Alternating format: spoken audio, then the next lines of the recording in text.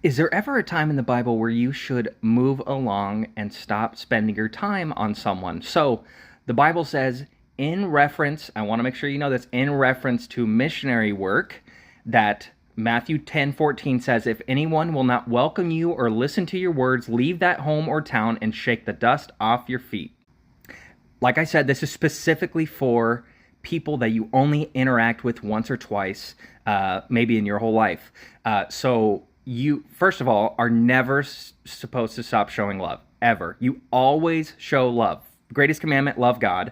And the second greatest commandment, which is like it, is to show others love. We are never supposed to stop loving. It is never okay to hate someone.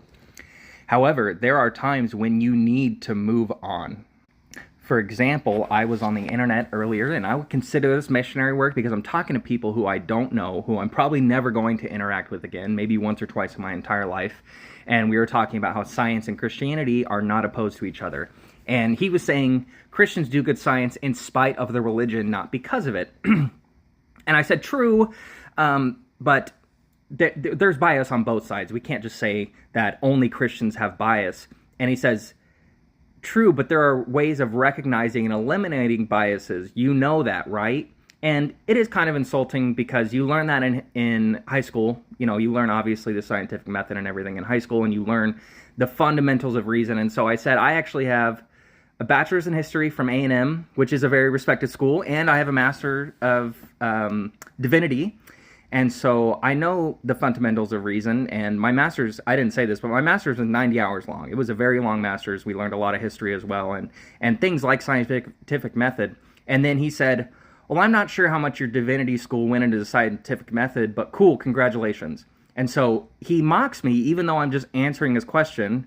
And, you know, he's assuming that because I'm a Christian, that I am unintelligent or I am unlearned and that I have a lot of bias. And it's just ironic because you can see his bias here, assuming that I'm an idiot, basically. And then he said, anyway, scientific method, peer review, and he goes on to list all the things that remove bias. And I just said I knew them, but he assumes I don't really know them because I'm not very smart, because I'm a Christian.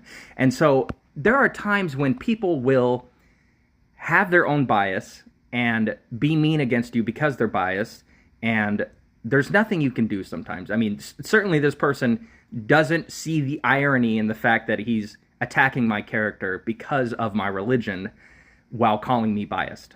And so there are times you need to move on and stop wasting your time.